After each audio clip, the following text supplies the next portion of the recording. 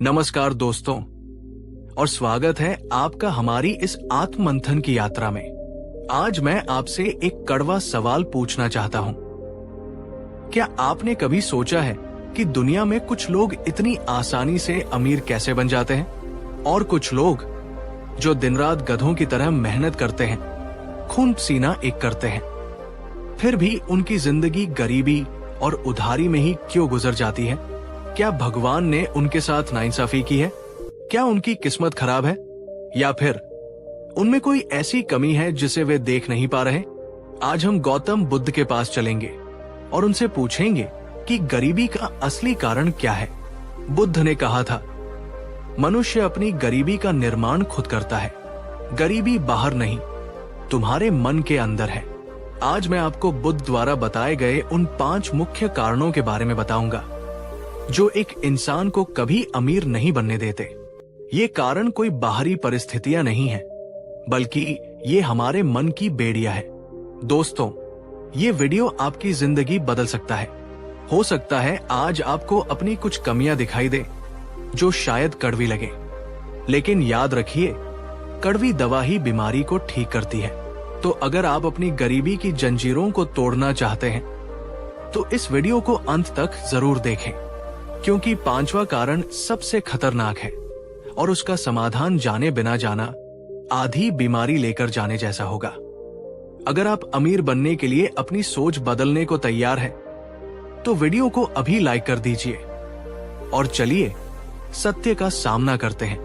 बुद्ध ने गरीबी का सबसे पहला और सबसे बड़ा कारण बताया है, आलस्य। बुद्ध कहते हैं, जो व्यक्ति सूरज निकलने के बाद भी सोता है, जो काम को कल पर टालता है और जो मेहनत से जी चुराता है, लक्ष्मी उसके घर का रास्ता भूल जाती है। आलसी व्यक्ति के पास हमेशा बहाने होते हैं। आज बहुत गर्मी है, काम नहीं होगा। आज बहुत ठंड है, कल करेंगे। अभी मूड नहीं है, ये बहाने नहीं, ये गरीबी के बीज है। एक गांव में एक युवक रहता था, सोमदत्त। वो बहुत गरीब था, लेकिन महाआलसी था। वो कोई काम नहीं करना चाहता था, वो बस अमीर बनने के सपने देखता था। वो रोज मंदिर जाता और भगवान से प्रार्थना करता, हे भगवान, मुझे बिना मेहनत किए बहुत सारा सोना दे दो। एक दिन एक साधु उस गांव में आए। सोमदत्त ने उनकी बहुत सेवा की, क्योंकि उसे उम्मीद थी कि साधु उसे कुछ देंगे। साधु उसकी सेवा से खुश हुए। साधु ने कहा, बेटा, मैं तुम्हें एक पारस पत्थर देता हूं। ये लोहे को सोने में बदल सकता है, लेकिन मैं इसे सिर्फ 2 दिन के लिए तुम्हें दे रहा हूं। परसों शाम को सूर्यास्त के समय मैं इसे वापस ले लूंगा। तब तक तुम जितना चाहो सोना बना लो। सोमदत्त खुशी से पागल हो गया। उसने सोचा, अब तो मैं राजा बन जाऊंगा। उसने सोचा, आज तो मैं बहुत थका हुआ हूं और अभी तो 2 दिन पड़े हैं। कल सुबह बाजार से बहुत सारा लोहा खरीद लाऊंगा और सोना बना लूंगा। आज आराम करता हूं। वो सो गया। अगले दिन वो देर से उठा। उसने सोचा, अरे, अभी तो पूरा दिन बाकी है। पहले भरपेट खाना खा लेता हूं, फिर बाजार जाऊंगा। खाना खाकर उसे फिर नींद आ गई। उसने सोचा, थोड़ी देर सो लेता हूं, शाम को लोहा ले आऊंगा। अभी तो कल का दिन भी बाकी है। दूसरा दिन यानी अंतिम दिन आ गया। सोमदत्त फिर देर से उठा। अब उसे थोड़ी घबराहट हुई। उसने सोचा, आज तो बाजार जाना ही पड़ेगा। लेकिन तभी उसे उसके दोस्त मिल गए। वो उनके साथ गपशप में लग गया। उसने सोचा, दोपहर के बाद चला जाऊंगा। दोपहर हो गई। उसने सोचा, अब तो बाजार जाने का समय हो गया, लेकिन बाहर धूप बहुत तेज है। थोड़ी ठंडक हो जाए तब जाऊंगा। वो इंतजार करता रहा। शाम होने लगी, सूरज ढलने लगा। अचानक उसे याद आया कि साधु सूर्यास्त के समय आने वाले हैं। वो घबराकर बाजार की तरफ भागा, लेकिन जैसे ही वो घर से निकला, सामने साधु खड़े थे। सूरज डूब चुका था। साधु ने कहा, वत्स, समय पूरा हुआ, लाओ मेरा पत्थर वापस करो। सोमदत्त उनके पैरों में गिर पड़ा रोने लगा, गिड़गिड़ाने लगा। महाराज, बस 1 घंटा और दे दीजिए, मैं अभी लोहा लेकर आता हूं। साधु ने कहा, मूर्ख, मैंने तुझे 48 घंटे दिए थे, तूने उन्हें आलस्य में गवा दिया। जिसे समय की कीमत नहीं, उसे धन नहीं मिल सकता। साधु पत्थर लेकर चले गए और सोमदत्त अपनी गरीबी और पछतावे के साथ वहीं रह गया। दोस्तों, ये कहानी सिर्फ सोमदत्त की नहीं है, ये हम में से बहुत से लोगों की है। हम भी अवसरों को कल पर टालते रहते हैं। कल से पढ़ाई शुरू करूंगा, कल से सेविंग शुरू करूंगा, कल से नया काम शुरू करूंगा। लेकिन बुद्ध कहते हैं, कल कभी नहीं आता, जो करना है अभी करो। गरीबी पैसे की कमी से नहीं, समय की बर्बादी से आती है। आपसे सवाल, क्या आपके पास भी कोई ऐसा काम है जिसे आप कई दिनों या महीनों से टाल रहे हैं? सच सच बताइए, कमेंट में लिखें। हाँ, मैं टालता हूं, या नहीं, मैं तुरंत करता हूं। बुद्ध की दूसरी चेतावनी उस मानसिकता के बारे में है जो हमें एक ही जगह फंसाए रखती है। वो है अज्ञान और सीखने से इनकार करना। बुद्ध ने कहा था, ज्ञान के बिना जीवन अंधकार है। जो व्यक्ति अपनी बुद्धि को तेज नहीं करता, वो बैल की तरह है। उसका मांस तो बढ़ता है, लेकिन प्रज्ञा यानी समझ नहीं। गरीब लोग अक्सर सोचते हैं कि अमीर बनने के लिए सिर्फ कड़ी मेहनत चाहिए। ये गलत है। अमीर बनने के लिए सही ज्ञान और कौशल चाहिए। एक मजदूर दिन में 12 घंटे मेहनत करता है, फिर भी गरीब रहता है। एक इंजीनियर दिन में 8 घंटे काम करता है और अमीर होता है। क्यों? क्योंकि इंजीनियर ने अपने दिमाग पर निवेश किया है, मजदूर ने सिर्फ शरीर का उपयोग किया है। एक जंगल में 2 लकड़हारे थे, राम और श्याम। दोनों को एक दिन में ज्यादा से ज्यादा लकड़ियां काटने का काम मिला। राम बहुत मेहनती था। उसने सुबह से ही कुल्हाड़ी चलानी शुरू कर दी। वो 1 मिनट के लिए भी नहीं रुका। उसने लंच भी नहीं किया। वो पसीने से लथपथ होकर लगातार पेड़ काटता रहा। श्याम अलग था। वो 1 घंटे पेड़ काटता और फिर 15 मिनट के लिए बैठ जाता। राम से देखकर हंसता, अरे आलसी, तू विश्राम कर रहा है, मैं तुझसे ज्यादा लकड़ियां काटूंगा। श्याम मुस्कुराता और चुप रहता। शाम हुई, लकड़ियों की गिनती हुई। राम ने बहुत लकड़ियां काटी थी, लेकिन जब श्याम की लकड़ियां गिनी गई तो सब हैरान रह गए। श्याम ने राम से 2 गुनी लकड़ियां काटी थी। राम को बहुत गुस्सा आया। उसने श्याम से पूछा, ये कैसे हो सकता है? मैं बिना रुके काम करता रहा और तू हर घंटे बैठ जाता था। फिर तूने मुझसे ज्यादा काम कैसे किया? श्याम ने कहा, मित्र, जब मैं 15 मिनट के लिए बैठता था तो मैं सिर्फ आराम नहीं करता था, मैं अपनी कुल्हाड़ी की धार तेज करता था। तुम्हारी कुल्हाड़ी की धार कुंद हो गई थी, इसलिए तुम्हें ज्यादा मेहनत करनी पड़ी और परिणाम कम मिला। मेरी कुल्हाड़ी तेज थी, इसलिए मैंने कम मेहनत में ज्यादा काम किया। दोस्तों, ये कुल्हाड़ी हमारा दिमाग है। अगर आप वही काम उसी पुराने तरीके से करते रहेंगे तो आप कभी आगे नहीं बढ़ेंगे। अमीर लोग लगातार सीखते हैं। वे किताबें पढ़ते हैं, नए स्किल सीखते हैं, खुद को अपग्रेड करते हैं। गरीब लोग सोचते हैं, मुझे सब पता है, या पढ़ने लिखने का समय किसके पास है। यही वो अंतर है जो एक को अमीर और दूसरे को गरीब बनाता है। आपने आखिरी बार कोई नई चीज कब सीखी थी? क्या आप अपनी कमाई का कुछ हिस्सा अपने ज्ञान को बढ़ाने पर खर्च करते हैं? कमेंट में बताएं। तीसरा कारण वह है जो टैलेंटेड लोगों को भी गरीब रखता है। वो है डर, असफलता का डर, पैसे डूबने का डर, लोग क्या कहेंगे का डर। बुद्ध ने कहा था, जिसके मन में भय है वो कभी भी महान कार्य नहीं कर सकता। डर सपनों का हत्यारा है। ज्यादातर लोग गरीब इसलिए नहीं है कि उनके पास अवसर नहीं है। वे गरीब इसलिए है क्योंकि वे सुरक्षा के पीछे भागते हैं।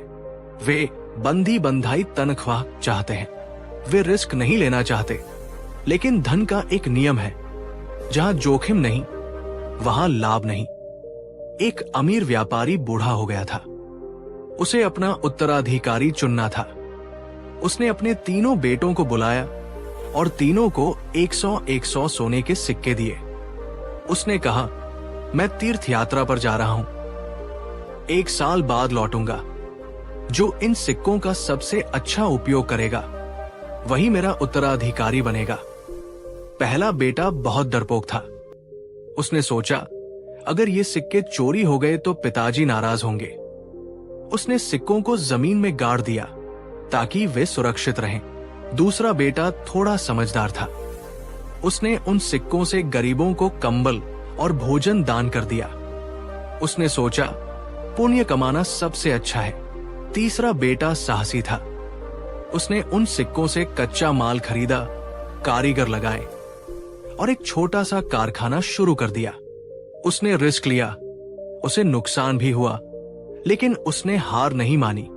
1 साल बाद पिता लौटे। पहले बेटे ने जमीन खोदी और 100 सिक्के निकाल कर दे दिए। वे गंदे हो चुके थे। पिता ने कहा, मूर्ख, तुमने धन को बेकार पड़ा रहने दिया। धन का स्वभाव है बढ़ना, तुमने उसे रोक दिया। दूसरे बेटे ने कहा, पिताजी, मैंने सब दान कर दिया।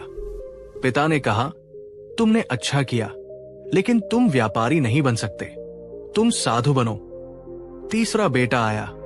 उसके साथ गाड़ियों में सामान लदा हुआ था। उसने पिता के चरणों में 1000 सिक्के रख दिए। उसने कहा, पिताजी, मैंने आपके 100 सिक्कों को काम पर लगाया। मैंने जोखिम उठाया, मेहनत की और अब ये 1000 बन गए हैं। पिता ने उसे गले लगा लिया और कहा, तू ही मेरा असली वारिस है। तूने धन को ऊर्जा समझा और उसे बढ़ाया।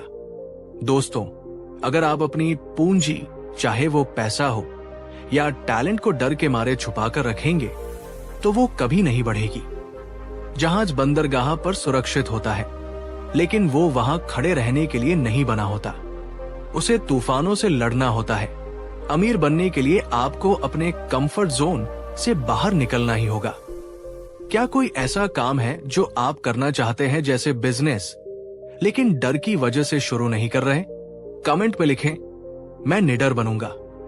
चौथा कारण बहुत ही सूक्ष्म है, लेकिन बहुत प्रभावशाली है। वो है संगत।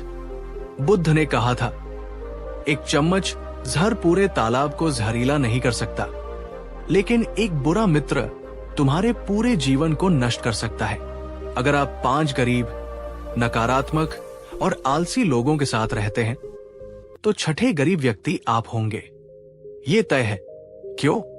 क्योंकि वे आपकी सोच को छोटा कर देंगे। वे कहेंगे, अरे, अमीर लोग चोर होते हैं, किस्मत में होगा तो मिल जाएगा, इतना उड़ मत, जमीन पर आ जाएगा। ये बातें धीरे धीरे आपके अवचेतन मन में बैठ जाती है और आप भी गरीबी को अपनी नियति मान लेते हैं। एक बार एक शिकारी ने 2 तोते पकड़े। एक तोता एक साधु के आश्रम के पास गिर गया। दूसरा तोता एक डाकू के घर के पास गिर गया। कुछ समय बाद एक राजा जंगल से गुजरा। वो डाकू के घर के पास से निकला तो तोते ने चिल्लाया, पकड़ो, मारो, इसे लूट लो, इसके पास बहुत माल है। राजा डर गया और आगे भागा। वो साधु के आश्रम के पास पहुंचा। वहां दूसरे तोते ने मीठी आवाज में कहा, आइए राजन, पधारिए, जल ग्रहण कीजिए, विश्राम कीजिए। राजा हैरान रह गया। एक ही प्रजाति के 2 तोते, लेकिन बोली में इतना अंतर। साधु ने समझाया, राजन, ये संगत का असर है। वह तोता डाकुओं की बात सुनता है, इसलिए वैसा बोलता है। ये तोता सत्संग सुनता है, इसलिए ऐसा बोलता है। दोस्तों, आप जिनके साथ उठते बैठते हैं, आप वैसे ही बन जाते हैं। अगर आपके दोस्त हमेशा गरीबी, बीमारी और शिकायतों की बातें करते हैं तो उनसे दूर हो जाइए। ऐसे लोगों को दोस्त बनाइए जो आपसे ज्यादा सफल हैं, जो पॉजिटिव हैं, जो बड़े सपने देखते हैं। उनकी ऊर्जा आपको भी ऊपर खींच लेगी। आपके दोस्त आपको ऊपर उठाते हैं या नीचे खींचते हैं, ईमानदारी से सोचिए। और अब 5वां और सबसे खतरनाक कारण व्यसन और बुरी आदतें। बुद्ध ने कहा था, जिस व्यक्ति के घड़े में छेद हो, वो चाहे समुद्र के बीच में भी खड़ा हो जाए, उसका घड़ा कभी नहीं भरेगा। आप कितना भी कमा लें, अगर आपके अंदर बुरी आदतें हैं, शराब, जुआ, नशा या फिजूल खर्ची, तो आप हमेशा गरीब ही रहेंगे। ये आदतें दीमक की तरह हैं। ये न सिर्फ धन को खाती है, बल्कि आपके शरीर, आपके दिमाग और आपके परिवार को भी खा जाती है। एक व्यक्ति बहुत कमाता था, लेकिन वो जुआ खेलता था। वो हमेशा कर्ज में डूबा रहता था। वो बुद्ध के पास आया और रोने लगा, भगवान, मैं बहुत कमाता हूं, लेकिन मेरे पास कुछ बचता नहीं। मेरे घर में क्लेश रहता है, मैं क्या करूं? बुद्ध ने उसे एक चलनी दी और कहा, जाओ, इसमें पास के तालाब से पानी भर कर लाओ। वो व्यक्ति बार बार पानी भरता, लेकिन पानी छेदों से बजाता। वो थक गया।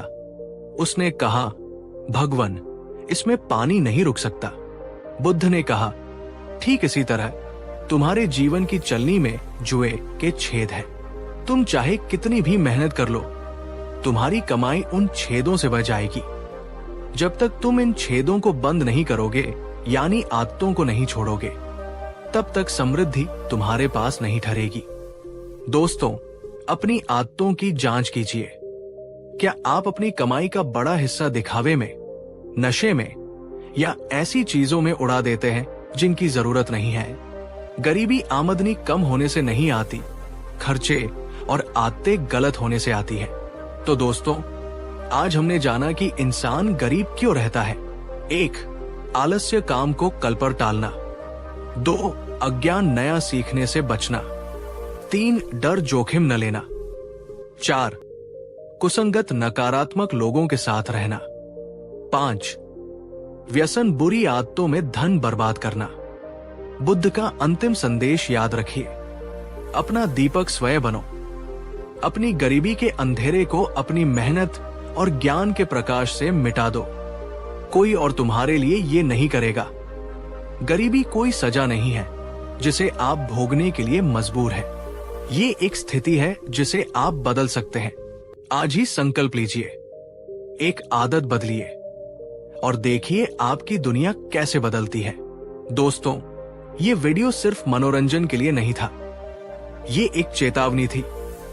अगर आप इनमें से किसी भी आदत के शिकार हैं, तो आज ही जाग जाइए।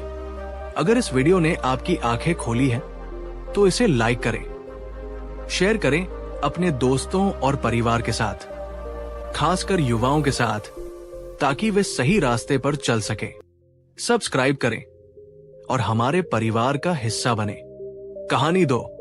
नमस्कार दोस्तों, और स्वागत है आपका हमारी इस आत्मखोज की यात्रा में। आज मैं आपसे एक बहुत ही संवेदनशील सवाल पूछना चाहता हूं। क्या गरीबी भगवान की देन है या हमारी अपनी देन है? हम सबने सुना है, गरीब पैदा होना तुम्हारी गलती नहीं है, लेकिन गरीब मरना तुम्हारी गलती है। लेकिन क्या आप जानते हैं कि गौतम बुद्ध ने इससे भी हजारों साल पहले इससे भी गहरी बात कही थी। बुद्ध ने कहा था, कोई भी व्यक्ति जन्म से ब्राह्मण यानी श्रेष्ठ या शूद्र यानी तुच्छ नहीं होता, वो अपने कर्मों से ही श्रेष्ठ या तुच्छ बनता है।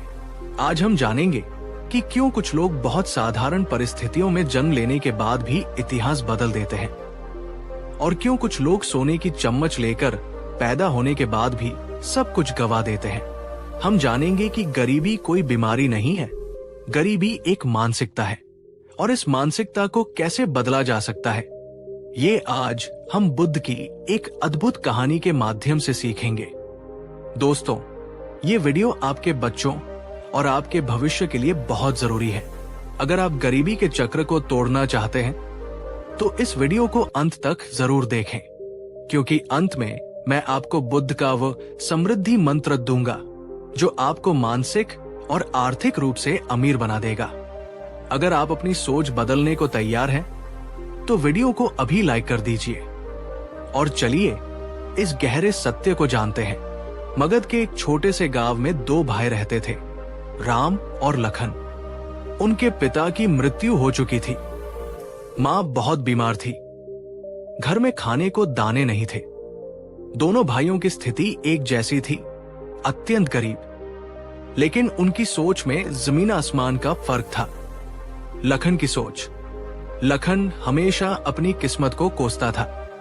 वो कहता, हे भगवान, तूने मुझे गरीब घर में क्यों पैदा किया? मेरी किस्मत ही फूटी है। अमीर लोग तो चोर होते हैं। मेरी जिंदगी में दुख ही लिखा है। वो दिन भर ताश खेलता, गपशप करता, और अगर उसे थोड़ा पैसा मिल जाता तो उसे तुरंत खर्च कर देता। वो सोचता, कल किसने देखा है? राम की सोच। राम कभी शिकायत नहीं करता था।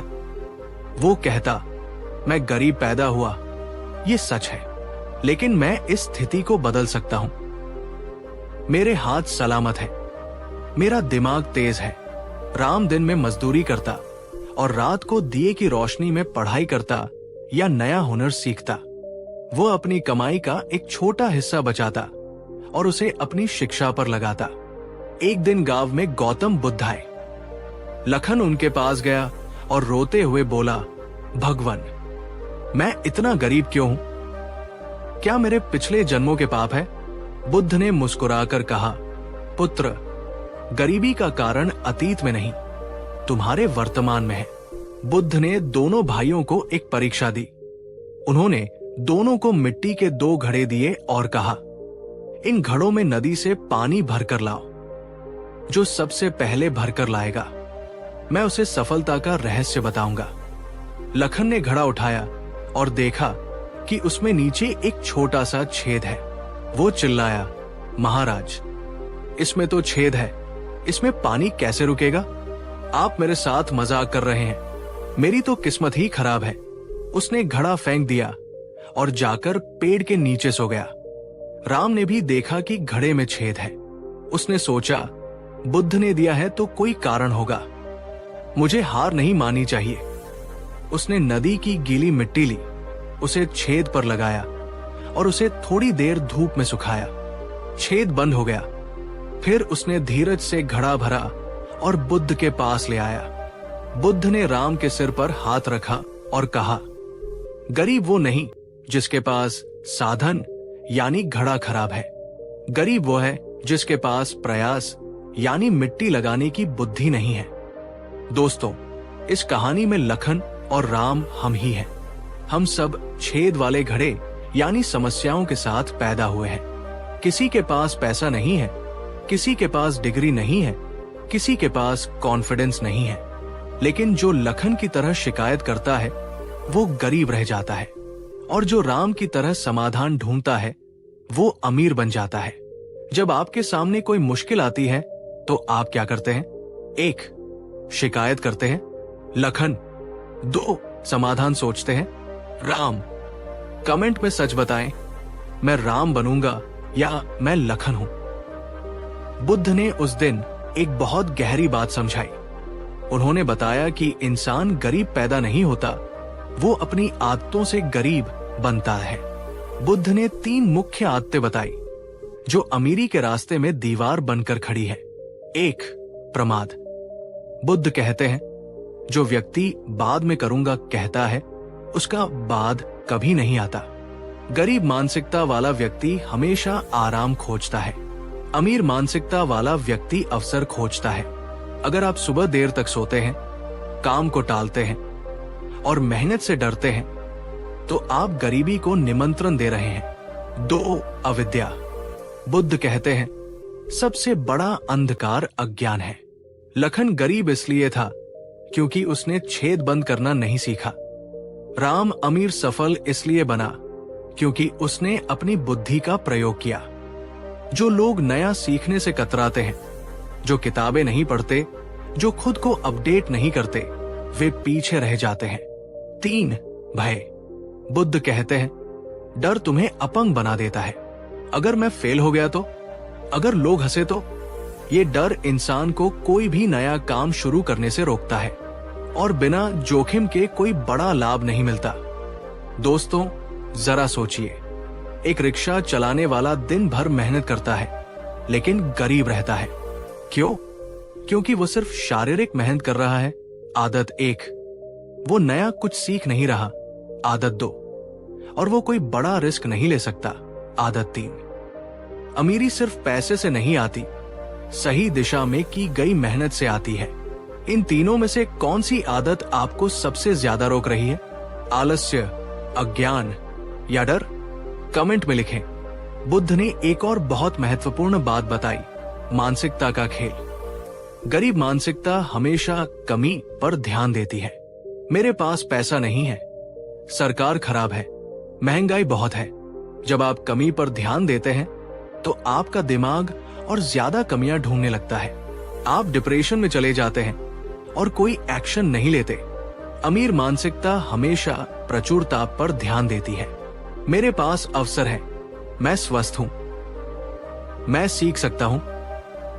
जब आप संभावनाओं पर ध्यान देते हैं तो आपका दिमाग रास्ते खोजने लगता है। एक सेठ था, करोड़ीमल। वो बहुत अमीर था, लेकिन उसकी सोच बहुत गरीब थी। वो फटे कपड़े पहनता, सड़ा हुआ खाना खाता और किसी को एक पैसा नहीं देता। उसे हमेशा डर रहता कि मेरा पैसा खत्म हो जाएगा। एक दिन वो बुद्ध के पास गया और बोला, भगवान, मुझे डर लगता है कि मैं गरीब न हो जाऊं। बुद्ध ने उससे पूछा, सेठ, तुम्हारे पास कितना धन है? सेठ ने कहा, 7 पीढ़ियों के लिए काफी है। बुद्ध ने कहा, लेकिन तुम उसका उपयोग नहीं कर रहे हो, न खुद के लिए न दूसरों के लिए। तो फिर तुम में और उस भिखारी में क्या फर्क है जिसके पास सच में कुछ नहीं है? बुद्ध ने कहा, जिस धन का भोग या दान न किया जाए वो धन मिट्टी के समान है। तुम अमीर होकर भी गरीब हो क्योंकि तुम्हारा मन कमी से भरा है। दोस्तों, अमीरी बैंक बैलेंस में नहीं, दिल की रईसी में है। अगर आपके पास करोड़ों है लेकिन आप डर और कंजूसी में जी रहे हैं तो आप गरीब हैं। और अगर आपके पास कम है लेकिन आप दिल खोलकर जीते हैं और बांटते हैं तो आप अमीर हैं। तो अब सवाल है, अगर हम गरीब मानसिकता में फंसे हैं तो बाहर कैसे निकले? बुद्ध ने इसके लिए 4 व्यावहारिक कदम बताए। 1, सम्यक संकल्प। सबसे पहले तय करो कि तुम्हें अमीर क्यों बनना है। सिर्फ भोग विलास के लिए नहीं। संकल्प लो, मैं अमीर बनूंगा ताकि मैं अपने परिवार को सुख दे सकूं और समाज की सेवा कर सकूं। जब उद्देश्य नेक होता है तो ऊर्जा बढ़ जाती है। 2, सम्यक कर्म। बैठे बैठे सपने मत देखो, काम करो। शॉर्टकट, चोरी, जुआ मत ढूंढो, मेहनत का रास्ता चुनो। बुद्ध कहते हैं, पसीने की स्याही से ही किस्मत की किताब लिखी जाती है। 3, सम्यक ज्ञान। अपने हुनर को निखारो। राम ने मिट्टी लगाना सीखा, इसलिए वो सफल हुआ। आज के जमाने में नई तकनीक सीखो, किताबें पढ़ो, सफल लोगों की संगत में रहो। 4, सम्यक दान। ये सबसे जादुई सूत्र है। बुद्ध कहते हैं, कुएं से जितना पानी निकालोगे नया पानी उतना ही आएगा। अपनी कमाई का एक हिस्सा, चाहे छोटा ही हो, दान करो। ये ब्रह्मांड को संकेत देता है कि मेरे पास पर्याप्त है और ब्रह्मांड आपको और देता है। दोस्तों, ये कोई रॉकेट साइंस नहीं है। अगर आप आज से सीखना शुरू कर दें, मेहनत करना शुरू कर दें और देने की आदत डाल लें, तो दुनिया की कोई ताकत आपको गरीब नहीं रख सकती। क्या आप आज से अपनी कमाई का 1% या 2% दान करने का संकल्प ले सकते हैं? कमेंट में लिखें, मैं दानी बनूंगा। कहानी के अंत में राम अपनी मेहनत और बुद्धि से नगर का सबसे बड़ा व्यापारी बन गया। उसने कई लोगों को रोजगार दिया। लखन अब भी उसी पेड़ के नीचे ताश खेलता था और किस्मत को कोसता था। जब लखन ने राम को रथ में जाते देखा तो उसने कहा, इसकी किस्मत अच्छी थी। राम ने सुना, रथ रोका और कहा, भाई, किस्मत नहीं, मैंने छेद बंद किया था, तुमने नहीं। फर्क सिर्फ कोशिश का है। बुद्ध का अंतिम संदेश, तुम अपने दीपक स्वयं बनो। किसी मसीहा का इंतजार मत करो जो आकर तुम्हारी गरीबी मिटाएगा। उठो, जागो और तब तक मत रुको जब तक लक्ष्य न मिल जाए। दोस्तों, ये वीडियो आपको जगाने के लिए था। गरीबी कोई अभिशाप नहीं है जिसे आप बदल नहीं सकते। ये एक चुनौती है जिसे आपको जीतना है। आज मैं एक नई स्किल सीखना शुरू करूंगा जो मुझे अमीर बनाएगी। क्या आप ये वादा करते हैं? कमेंट में लिखें, मैं सीखूंगा, मैं बदलूंगा। कहानी 3। नमस्कार दोस्तों, आज मैं आपसे एक बहुत ही पर्सनल सवाल पूछना चाहता हूं। क्या कभी आपकी जिंदगी में ऐसा हुआ है कि आप किसी चीज के लिए बहुत रोए हो? शायद कोई नौकरी छूट गई हो, कोई रिश्ता टूट गया हो या कोई बहुत बड़ा नुकसान हो गया हो। उस वक्त आपको लगा होगा कि मेरे साथ ही ऐसा क्यों हुआ, भगवान मेरे साथ इतना बुरा क्यों कर रहा है। लेकिन आज जब आप पीछे मुड़कर देखते हैं तो क्या आपको लगता है कि अच्छा हुआ जो वैसा हुआ? दोस्तों, हम सबने ये सुना है, जो होता है अच्छे के लिए होता है।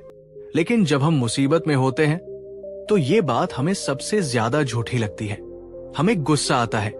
आज मैं आपको गौतम बुद्ध के समय की एक ऐसी कहानी सुनाने जा रहा हूं जो इस वाक्य का असली मतलब आपको समझा देगी। ये कहानी एक राजा और उसके मंत्री की है। इस कहानी में इतना गहरा सच छिपा है कि इसे सुनने के बाद आप अपनी जिंदगी की सबसे बड़ी मुसीबतों को भी आशीर्वाद मानेंगे। अगर आप इस समय किसी मुश्किल दौर से गुजर रहे हैं तो मेरा यकीन मानिए, ये वीडियो आपके लिए ही बना है। इसे अंत तक जरूर देखें, क्योंकि वीडियो के अंत में मैं आपको विश्वास का एक ऐसा मंत्र दूंगा जो आपको हर तूफान में शांत रखेगा। अगर आप अपनी जिंदगी को एक नए नजरिए से देखने के लिए तैयार हैं, तो वीडियो को अभी लाइक कर दीजिए।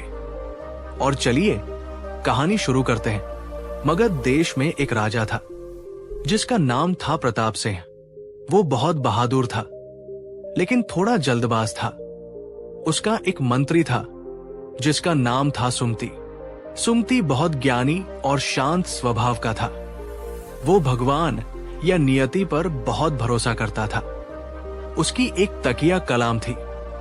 जब भी कुछ होता, चाहे अच्छा या बुरा, वो हमेशा कहता, जो हुआ अच्छे के लिए हुआ। एक दिन राजा अपनी तलवार साफ कर रहा था। अचानक तलवार फिसली और राजा के पैर के अंगूठे पर गिर गई। राजा का अंगूठा कट गया, खून बहने लगा। राजा दर्द से करा उठा। वैद्य को बुलाया गया, पट्टी की गई। मंत्री सुमति भी वहां खड़ा था। राजा ने दर्द में पूछा, सुमति, देखो मेरे साथ कितना बुरा हुआ। मैं अब ठीक से चल भी नहीं पाऊंगा। ये मेरे साथ ही क्यों हुआ? सुमति ने अपनी आदत के अनुसार शांत भाव से कहा, महाराज, शांत हो जाइए। जो हुआ अच्छे के लिए हुआ। ये सुनते ही राजा का गुस्सा 7वें आसमान पर पहुंच गया। उसने चिल्लाकर कहा, क्या? मेरा अंगूठा कट गया, मैं दर्द से मर रहा हूं, और तुम कह रहे हो कि अच्छा हुआ? तुम मेरा मजाक उड़ा रहे हो। सुमति ने कहा, नहीं महाराज, मैं सच कह रहा हूं। ईश्वर जो करता है अच्छे के लिए करता है। हमें अभी समझ नहीं आ रहा, लेकिन इसमें भी कोई भलाई छिपी होगी। राजा ने गुस्से में सैनिकों को आदेश दिया, इस पागल मंत्री को तुरंत कालकोठरी में डाल दो। मैं भी देखूं कि जेल में सड़ना इसके लिए कैसे अच्छा होता है। सैनिकों ने सुमति को पकड़ लिया और जेल में डाल दिया। जाते जाते भी सुमति मुस्कुरा रहा था और कह रहा था, ये भी अच्छे के लिए ही हुआ। राजा ने सोचा, ये आदमी सचमुच पागल हो गया है। दोस्तों, जरा सोचिए, अगर आपके साथ ऐसा होता, आपकी उंगली कट जाती और कोई दोस्त कहता अच्छा हुआ, तो क्या आप उसे जेल में नहीं डालते? हम सब राजा की तरह ही सोचते हैं। हमें सिर्फ आज का दर्द दिखता है, कल का फायदा नहीं। 2 महीने बीत गए। राजा का घाव भर गया था, लेकिन अंगूठा कटा हुआ था। एक दिन राजा अपने कुछ सैनिकों के साथ घने जंगल में शिकार खेलने गया। शिकार का पीछा करते करते राजा अपने सैनिकों से बहुत दूर निकल गया और रास्ता भटक गया। वो घने जंगल के बीचों बीच था। तभी अचानक झाड़ियों से सैकड़ों आदिवासी निकल आए। वे नरभक्षी थे। उन्होंने राजा को चारों तरफ से घेर लिया और बंदी बना लिया। वे बहुत खुश थे। वे चिल्ला रहे थे, आज हमारे वनदेवता को एक शाही बलि मिलेगी। वे राजा को अपने कबीले के मुखिया के पास ले गए। मुखिया ने आदेश दिया, इस आदमी को नहला धुलाकर तैयार करो। आज रात हम इसकी बलि देंगे। राजा बहुत डरा हुआ था। उसने लाख कोशिश की, बताया कि वह राजा है, उसे छोड़ दिया जाए। लेकिन आदिवासियों को उनकी भाषा समझ नहीं आई। राजा को बलि वेदी पर लिटा दिया गया। पुरोहित ने बड़ा सा चाकू उठाया। राजा ने अपनी आंखें बंद कर ली। उसने सोचा, आज मेरा अंत निश्चित है।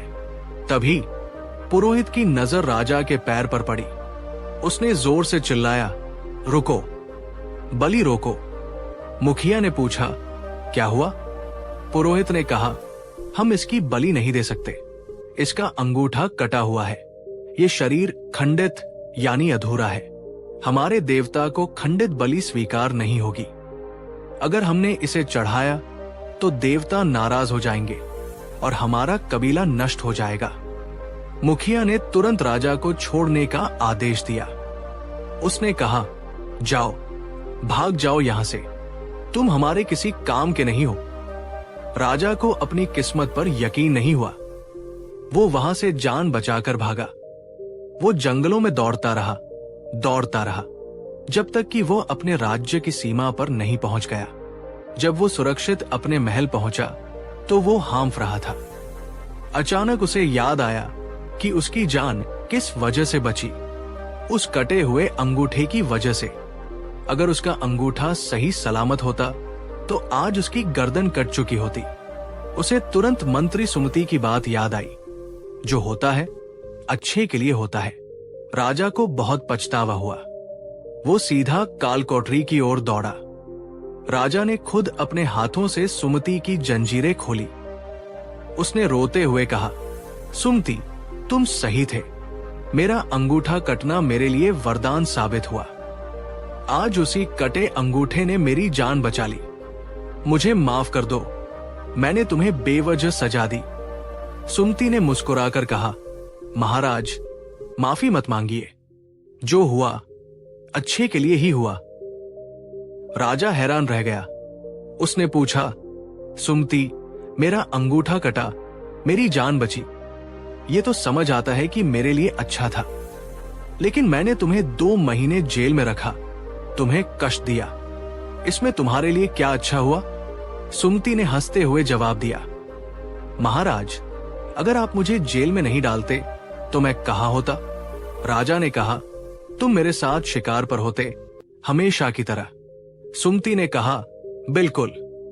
और अगर मैं आपके साथ जंगल में होता तो आदिवासी हम दोनों को पकड़ लेते। आपका अंगूठा कटा था, इसलिए आपको छोड़ देते, लेकिन मेरा शरीर तो पूरा सही सलामत था। आपकी जगह आज मेरी बलि चढ़ जाती।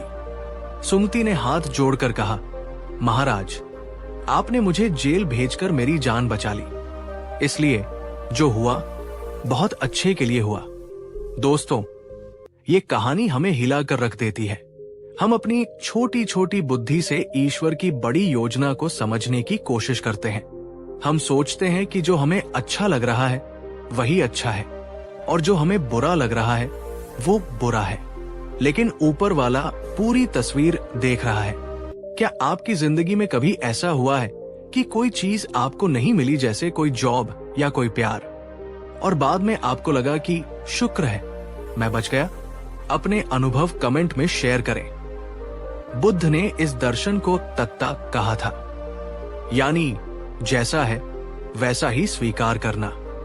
बुद्ध कहते हैं, जीवन में न तो कुछ अच्छा है न बुरा, ये सिर्फ हमारी प्रतिक्रिया है जो उसे अच्छा या बुरा बनाती है। जब हमारे साथ कुछ अनचाहा होता है तो हम उसका विरोध करते हैं। हम रोते हैं, चिल्लाते हैं। यही विरोध दुख पैदा करता है। बुद्ध का सूत्र है, स्वीकार कर लो। अगर अंगूठा कटा है, स्वीकार कर लो। अगर जेल मिली है, स्वीकार कर लो। अगर नौकरी गई है, स्वीकार कर लो, क्योंकि हर घटना के गर्भ में एक बीज छिपा होता है। कभी कभी एक छोटा सा नुकसान हमें बड़े विनाश से बचा लेता है। कभी कभी एक बड़ा असफलता हमें एक नई और बेहतर दिशा में मोड़ देती है। बुद्ध कहते हैं, धैर्य रखो, समय को अपना काम करने दो, आज का जहर कल की दवा बन सकता है। दोस्तों, विश्वास का मतलब ये नहीं है कि आपको पता है कि आगे क्या होगा। विश्वास का मतलब है कि आपको नहीं पता कि आगे क्या होगा, फिर भी आप शांत हैं, क्योंकि आप जानते हैं कि जो भी होगा सही होगा। तो दोस्तों, आज से हम अपनी जिंदगी को देखने का नजरिया बदलते हैं। जब भी आपके साथ कुछ बुरा हो तो रोने की बजाय एक पल रुके, लंबी सांस ले और खुद से कहें, शायद इसमें भी कुछ अच्छा छिपा है जो मुझे अभी नहीं दिख रहा। ये एक विचार आपके मन के बोझ को तुरंत हल्का कर देगा। ये आपको शिकायत से निकालकर कृतज्ञता में ले आएगा। याद रखिए, वो शक्ति जिसने आपको पैदा किया है वो आपसे नफरत नहीं करती।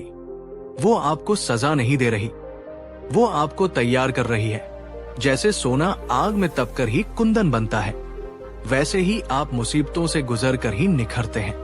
दोस्तों, ये कहानी सिर्फ एक कहानी नहीं, एक जीवन मंत्र है। उम्मीद है कि आज के बाद आप अपनी मुसीबतों से डरेंगे नहीं, बल्कि उनका स्वागत करेंगे। क्या आप वादा करते हैं कि अगली बार जब कुछ गलत होगा तो आप क्यों पूछने की बजाय विश्वास रखेंगे? कमेंट में लिखें, जो होता है अच्छे के लिए होता है। अगर इस कहानी ने आपको हिम्मत दी तो इसे लाइक करें। इस वीडियो को उस दोस्त या रिश्तेदार के साथ शेयर करें जो इस समय बुरे वक्त से गुजर रहा है। ये वीडियो उसे नई उम्मीद दे सकता है। तब तक के लिए भरोसा रखें, मुस्कुराते रहें। नमो बुद्धाय। कहानी 4। नमस्कार दोस्तों, और स्वागत है आपका हमारी इस ज्ञान यात्रा में। आज मैं आपसे एक कड़वा सवाल पूछना चाहता हूं। आप अपने आसपास देखिए, कुछ लोग बहुत कम मेहनत करके भी बहुत अमीर और सफल हो जाते हैं।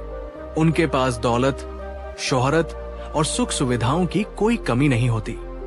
और कुछ लोग जो दिन रात कोल्हू के बैल की तरह काम करते हैं, पसीना बहाते हैं, ईमानदारी से जीते हैं, फिर भी उनकी जिंदगी गरीबी, उधारी और तंगी में ही बीत जाती है।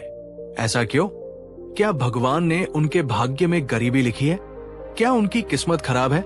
या फिर वे अनजाने में कुछ ऐसी गलतियां कर रहे हैं जिन्हें वे देख नहीं पा रहे? आज हम गौतम बुद्ध के पास चलेंगे और उनसे पूछेंगे कि इंसान अमीर क्यों नहीं बन पाता। बुद्ध ने कहा था, गरीबी किसी बाहरी परिस्थिति का नाम नहीं है। गरीबी एक मानसिक अवस्था है जो गलत आदतों और गलत विचारों से पैदा होती है। आज मैं आपको बुद्ध द्वारा बताई गई उन 3 सबसे बड़ी गलतियों के बारे में बताऊंगा जो एक इंसान को कभी भी अमीर नहीं बनने देती। ये गलतियां इतनी सूक्ष्म हैं कि हमें पता भी नहीं चलता कि हम इन्हें रोज कर रहे हैं। दोस्तों, ये वीडियो सिर्फ धन कमाने के बारे में नहीं है। ये वीडियो आपकी सोच को बदलने के बारे में है। अगर आप आर्थिक तंगी से थक चुके हैं और अपनी जिंदगी बदलना चाहते हैं तो इस वीडियो को अंत तक जरूर देखें, क्योंकि जो तीसरी गलती है वो आज 99% लोग कर रहे हैं और उन्हें खबर भी नहीं है। अगर आप अपनी गरीबी की बेड़ियों को तोड़ने के लिए तैयार हैं तो वीडियो को अभी लाइक कर दीजिए और चलिए सत्य का सामना करते हैं। बुद्ध की पहली चेतावनी उस मानसिकता के बारे में है जो धन को अपने पास आने से पहले ही रोक देती है। वो गलती है धन और धनी लोगों के प्रति ईर्ष्या या नफरत का भाव रखना। हमें से बहुत से लोग बचपन से सुनते आए हैं, पैसा तो हाथ का मैल है। अमीर लोग बेईमान होते हैं, पैसा इंसान को बुरा बना देता है।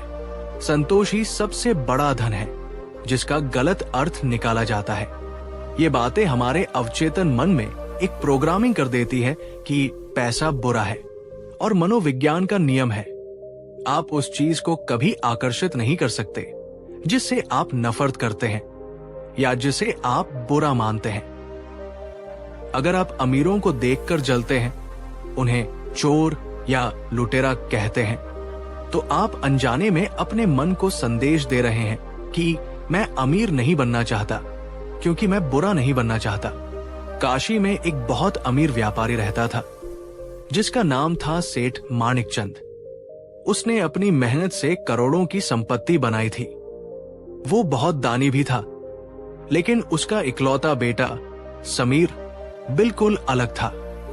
समीर बचपन से ही कुछ आधे अधूरे ज्ञान वाले साधुओं के सत्संग में जाता था।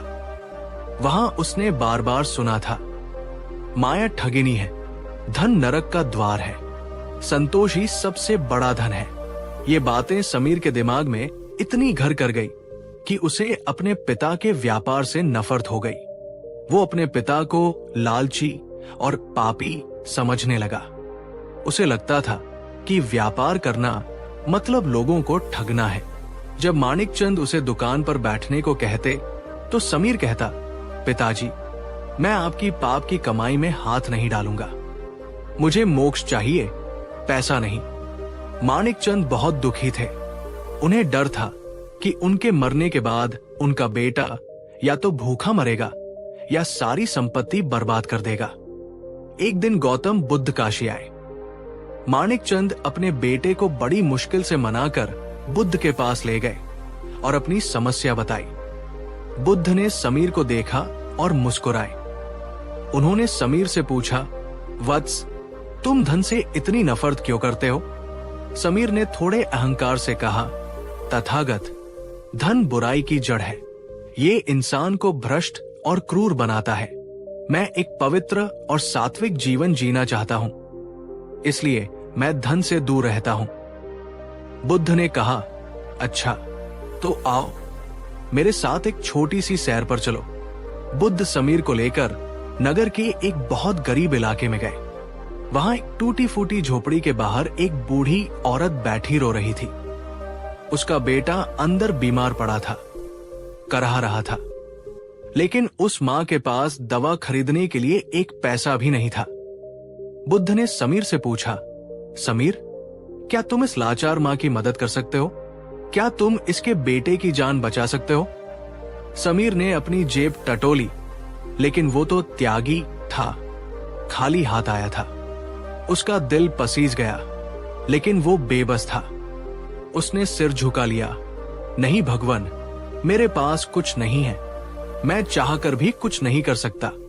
बुद्ध उसे थोड़ा आगे ले गए। वहां एक पुरानी पाठशाला थी, जिसकी छत बारिश में टूट गई थी। गरीब बच्चे बाहर कड़ी धूप में बैठकर पढ़ रहे थे। उनके पास किताबें भी नहीं थी। बुद्ध ने पूछा, समीर, क्या तुम इन बच्चों को छत और किताबें दे सकते हो? क्या तुम इनका भविष्य संवार सकते हो? समीर की आंखों में आंसू आ गए। उसे अपनी लाचारी पर गुस्सा आने लगा। वो फिर कुछ नहीं बोल पाया। तभी वहां से संयोगवश सेठ माणिकचंद, समीर के पिता, का रथ गुजरा। माणिकचंद ने बुद्ध को देखा तो रथ रोका और नीचे उतरे। उन्होंने स्थिति को समझा। उन्होंने तुरंत अपने मुनीम को आदेश दिया कि उस बूढ़ी औरत को दवा और भोजन के लिए पर्याप्त सोने की मोहरें दी जाए, और उन्होंने उसी वक्त पाठशाला की मरम्मत के लिए धन दान किया। बूढ़ी औरत के आंसू पुछ गए और बच्चों के चेहरे खिल उठे। उन्होंने माणिकचंद को दिल से आशीर्वाद दिया, जुग जुग जियो सेठ जी। बुद्ध ने समीर के कंधे पर हाथ रखा और कहा, वत्स, देख रहे हो, तुम्हारे पिता के पास धन था, इसलिए आज वे दया कर पाए। तुम्हारे पास सिर्फ कोरे शब्द और आदर्श थे, इसलिए तुम चाहकर भी किसी के आंसू नहीं पहुंच पाए।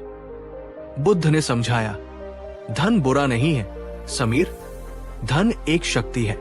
अगर ये शक्ति एक अच्छे और दयालु इंसान के हाथ में हो तो ये वरदान बन जाती है, और अगर बुरे इंसान के हाथ में हो तो अभिशाप। तुम धन से भागकर महान नहीं बन रहे हो, तुम अपनी जिम्मेदारी से भाग रहे हो। जाओ, धन कमाओ, लेकिन लालच के लिए नहीं, सेवा के लिए। समीर का भ्रम टूट गया।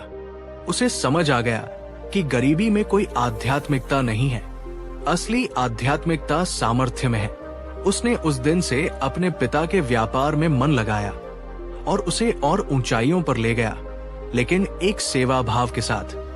दोस्तों, बुद्ध का संदेश साफ है। धन को दुश्मन मत मानिए, उसे एक मित्र बनाइए जो आपकी और समाज की मदद कर सके। जब आप धन को लक्ष्मी मानेंगे और उसका सम्मान करेंगे, तभी वो आपके घर में प्रवेश करेगी। जब आप किसी मर्सिडीज कार वाले को देखते हैं तो आपके मन में क्या आता है? वाह, क्या मेहनत की होगी इसने, प्रशंसा, या जरूर 2 नंबर का पैसा होगा। ईर्ष्या? सच सच कमेंट में बताएं। यही आपकी मानसिकता का टेस्ट है। बुद्ध की दूसरी चेतावनी हमारे धन के प्रबंधन के बारे में है। वो गलती है धन का अनादर करना और उसे गलत जगह खर्च करना। बुद्ध ने कहा था, जिस घड़े में छेद हो उसमें तुम चाहे सागर का पानी भी भर दो, वो खाली ही रहेगा। बहुत से लोग पैसा कमाते तो हैं, लेकिन वे कभी अमीर नहीं बन पाते, क्योंकि उनमें धन को रोकने की कला नहीं होती। वे 2 तरह की गलतियां करते हैं। 1, अपव्यय दिखावे में खर्च करना, नशा करना, जुआ खेलना। 2, कुपात्र को दान, ऐसे लोगों की मदद करना जो उस मदद के लायक नहीं है या जो उस मदद का दुरुपयोग करेंगे। एक सेठ था, धनराज। वो बहुत दयालु था।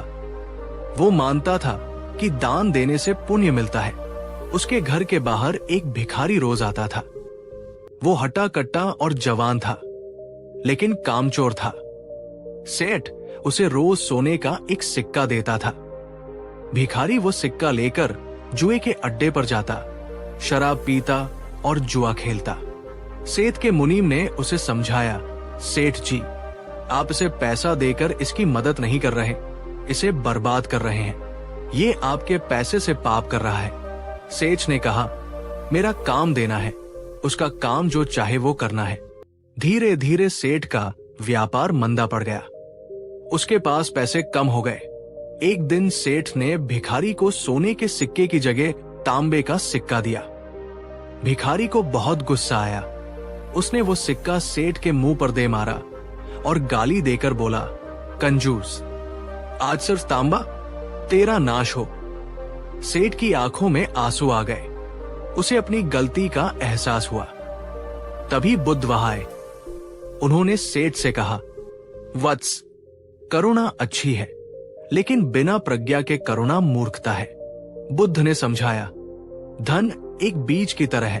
अगर तुम इसे बंजर जमीन यानी कुपात्र में डालोगे तो न तो फसल उगेगी और न ही बीज बचेगा। धन का उपयोग वही करो जहां उससे कुछ सृजन हो, जहां किसी का जीवन सुधरे न कि बिगड़े। दोस्तों, अमीर बनने के लिए सिर्फ कमाना जरूरी नहीं है, सही खर्च करना भी जरूरी है। अगर आप अपनी कमाई दोस्तों को पार्टी देने में उड़ा देते हैं, अगर आप ब्रांडेड कपड़ों के लिए कर्ज लेते हैं, अगर आप ऐसे रिश्तेदारों को पैसे देते हैं जो कभी वापस नहीं करते और नहीं मेहनत करते हैं, तो आप अपने धन का अपमान कर रहे हैं और लक्ष्मी अपमानित होकर कभी नहीं ठहरती। क्या आपने कभी किसी ऐसे व्यक्ति की मदद की है जिसने बाद में आपको धोखा दिया या आपके पैसे का दुरुपयोग किया? कमेंट में अपना अनुभव साझा करें। और अब हम आते हैं तीसरी और सबसे बड़ी गलती पर, जिसके कारण दुनिया के 90% लोग कभी अमीर नहीं बन पाते, बस गुजारा करते रह जाते हैं। वो गलती है जोखिम न लेना और सुरक्षा के मोह में फंसे रहना। बुद्ध ने कहा था, जिसने भय को नहीं जीता वो जीवन में कभी भी कोई भी महान कार्य नहीं कर सकता। सुरक्षा एक भ्रम है। जीवन का स्वभाव ही अनिश्चितता है। हम सब बचपन से एक ही मंत्र रटते हैं, सुरक्षित नौकरी ढूंढो, रिस्क मत लो। हम अपनी जमा पूंजी को बैंक में सड़ाते रहते हैं, लेकिन उसे किसी बिजनेस या निवेश में लगाने से डरते हैं। हम नुकसान के डर से इतना घबराते हैं कि हम मुनाफे के अवसर को देख ही नहीं पाते। याद रखिए, कोई भी व्यक्ति सिर्फ बचत करके अमीर नहीं बना है। अमीर बनने के लिए निवेश और उद्यम करना पड़ता है। एक बार 2 किसान थे। दोनों के पास 10 से 10 बोरी अनाज के बीज थे। पहला किसान बहुत डरपोक था। उसने सोचा, अगर मैंने बीज खेत में बोए और बारिश नहीं हुई तो, अगर कीड़े खा गए तो, अगर पक्षी चुग गए तो मेरा सारा अनाज बर्बाद हो जाएगा। इससे अच्छा है कि मैं इसे सुरक्षित रख लूं। उसने अपने बीज कोठरी में बंद करके ताला लगा दिया। दूसरा किसान साहसी था। उसने सोचा, हाँ, खतरा तो है, सूखा पड़ सकता है, बाढ़ आ सकती है, लेकिन अगर मैंने बोया ही नहीं तो फसल उगने का तो कोई चांस ही नहीं है। रिस्क लेना ही पड़ेगा। उसने अपने सारे बीज खेत में बिखेर दिए। कुछ महीने बीते। पहले किसान के बीज कोठरी में पड़े पड़े सड़ गए। चूहों ने उन्हें खा लिया। उसके पास अब कुछ नहीं बचा था। वो गरीब हो गया। दूसरे किसान के खेत में लहलहाती फसल उगी। 10 बोरी बीज से उसे 1,000 बोरी अनाज मिला। वो अमीर बन गया। बुद्ध ने अपने शिष्यों को ये उदाहरण देते हुए कहा, धन भी उन बीजों की तरह है। अगर तुम इसे अपनी मुट्ठी में भींच कर रखोगे, यानी सुरक्षा के नाम पर, तो ये सड़ेगा और कम होगा। लेकिन अगर तुम इसे सही जगह पर बोओगे, यानी जोखिम उठाओगे, तो ये 1000 गुना होकर लौटेगा। दोस्तों, ये कहानी आपकी है। आपकी नौकरी वो कोठरी है जहां आप सुरक्षित महसूस करते हैं, लेकिन जहां आपके अमीर बनने की संभावना सीमित है। बिजनेस या इन्वेस्टमेंट वो खेत है जहां जोखिम है, लेकिन जहां असीमित संभावनाएं हैं। मैं ये नहीं कह रहा कि आप आज ही नौकरी छोड़ दें, लेकिन मैं ये कह रहा हूं कि अगर आप अमीर बनना चाहते हैं तो आपको कैलकुलेटेड रिस्क लेना सीखना होगा। डर के उस पार ही खजाना है। क्या आपके पास कोई ऐसा आइडिया है जिस पर आप काम करना चाहते हैं, लेकिन फेल होने के डर से रुके हुए हैं? कमेंट में लिखें, मैं रिस्क लूंगा। तो दोस्तों, अगर हमें अमीर बनना है तो हमें क्या करना चाहिए? बुद्ध ने सम्यक आजीविका का सिद्धांत दिया। इसके 3 प्रमुख स्तंभ हैं। 1, पैसा कमाओ, लेकिन किसी को धोखा देकर नहीं। बुद्ध कहते हैं, पाप की कमाई कभी नहीं पचती, वो बीमारियों और मुकदमों में निकल जाती है। ईमानदारी से कमाया गया धन ही फलता फूलता है और शांति देता है। 2, आलस्य छोड़ो। बुद्ध कहते हैं, उत्थान लो। बैठे बैठे सपने देखने से कुछ नहीं होगा। काम शुरू करो, छोटे स्तर से ही सही, लेकिन शुरुआत करो। 3, पैसा कैसे काम करता है इसे समझो, अपने कौशल को बढ़ाओ, फाइनेंशियल एजुकेशन लो। बुद्ध कहते हैं, अज्ञानी व्यक्ति के पास से लक्ष्मी वैसे ही चली जाती है जैसे टूटे हुए घड़े से पानी। तो दोस्तों, आज हमने जाना कि इंसान अमीर क्यों नहीं बन पाता। 1, पहली गलती धन से नफरत करना। समाधान धन को शक्ति मानो, दुश्मन नहीं। सेवा भाव से कमाओ।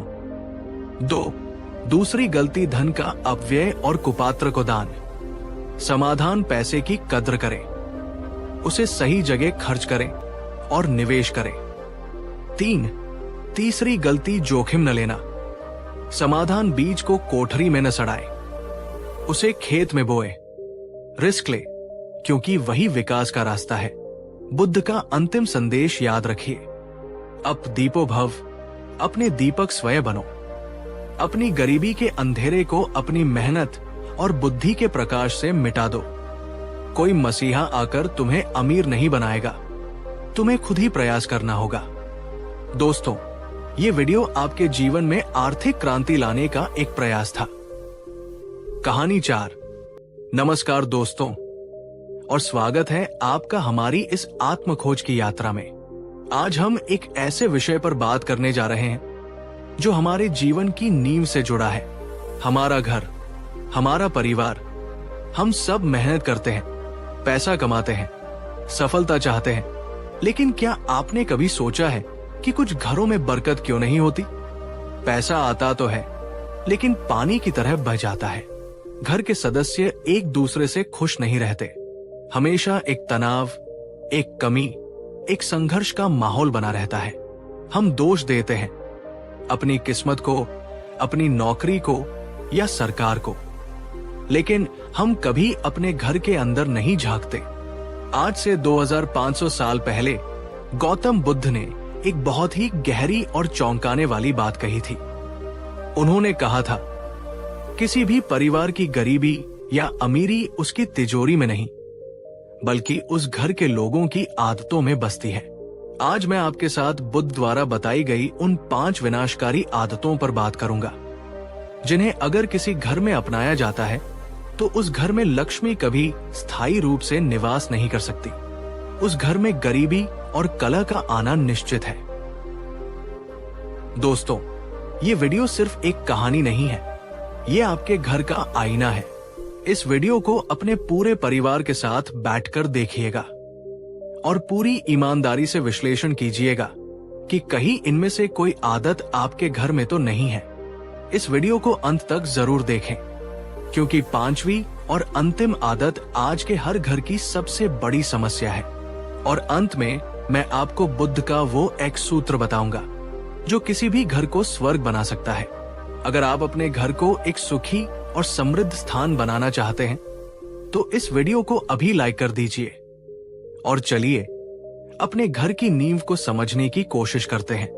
बुद्ध की सूची में पहली और सबसे घातक आदत है घर के सदस्यों का आपस में लड़ना झगड़ना, यानी कलह।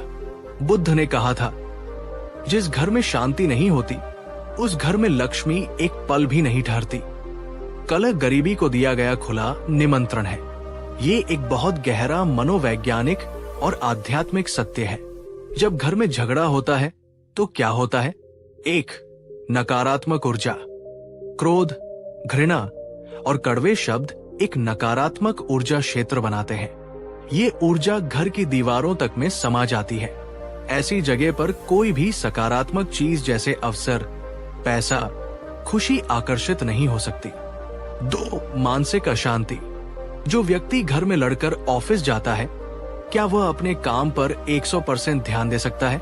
नहीं, उसकी उत्पादकता कम हो जाती है, वो गलत निर्णय लेता है और अंततः उसका करियर और व्यापार प्रभावित होता है। 3. स्वास्थ्य पर असर। लगातार तनाव और लड़ाई झगड़े से ब्लड प्रेशर, हृदय रोग और डिप्रेशन जैसी बीमारियां होती हैं। घर की कमाई का एक बड़ा हिस्सा डॉक्टरों और दवाइयों पर खर्च होने लगता है। एक बार श्रावस्ती का सबसे अमीर सेठ अनाथपिंडक, जो बुद्ध का परम शिष्य था, बहुत परेशान होकर बुद्ध के पास आया। उसने कहा, भगवान, मेरे घर में सब कुछ है, धन, दौलत, नौकर चाकर, लेकिन शांति नहीं है। मेरी पत्नी, मेरी बहू, मेरे बेटे सब एक दूसरे से छोटी छोटी बातों पर लड़ते रहते हैं। घर में हमेशा एक तनाव का माहौल रहता है। मैं क्या करूं? बुद्ध ने उससे पूछा, सेठ, क्या तुम जानते हो कि तुम्हारे घर के नौकर जब आटा गूंथते हैं या बर्तन साफ करते हैं तो वे आपस में क्या बातें करते हैं? सेठ ने कहा, भगवान, मुझे नहीं पता। बुद्ध ने कहा, वे भी एक दूसरे की शिकायत करते हैं।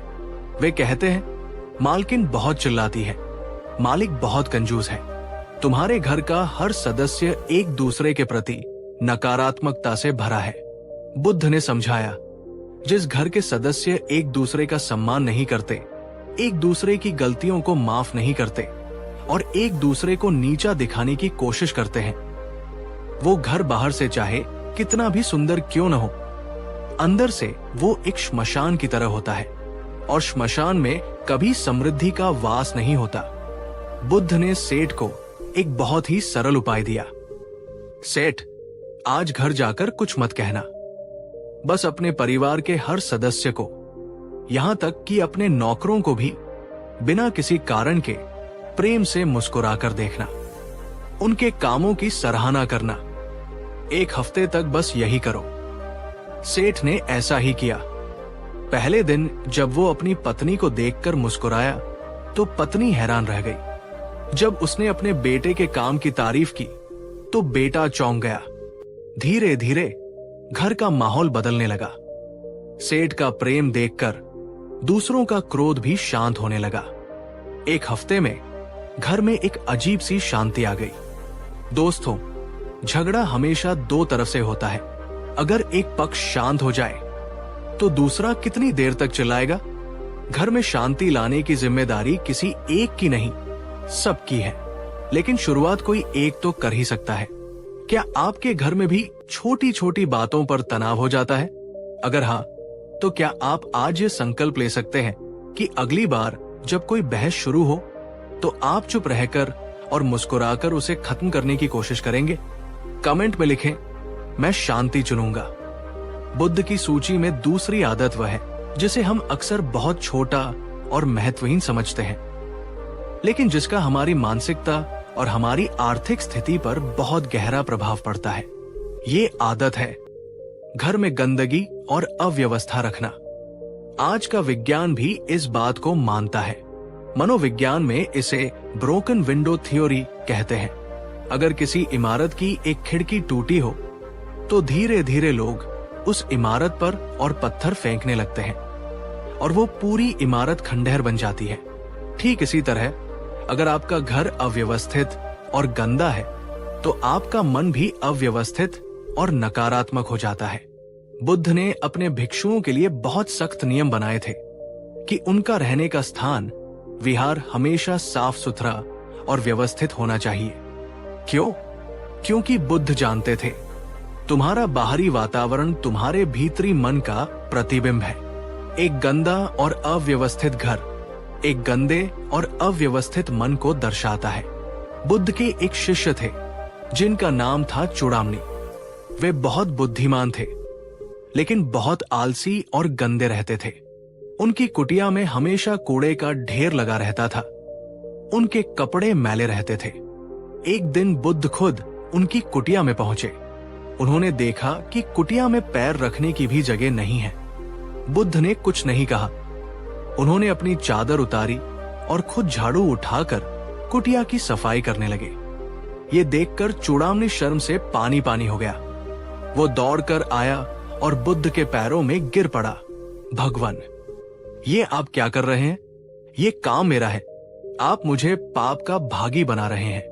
बुद्ध ने झाड़ू नीचे रखी और बड़े प्रेम से कहा, चूड़ामणि, मैं तुम्हारी कुटिया की गंदगी साफ नहीं कर रहा।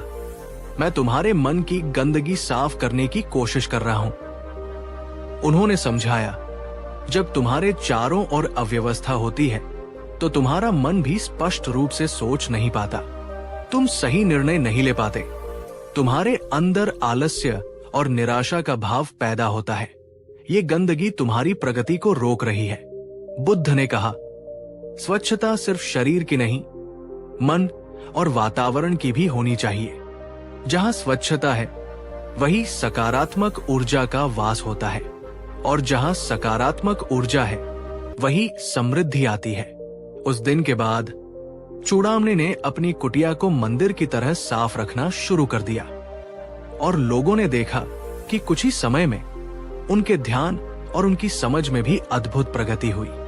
दोस्तों, ये एक बहुत ही व्यावहारिक नियम है।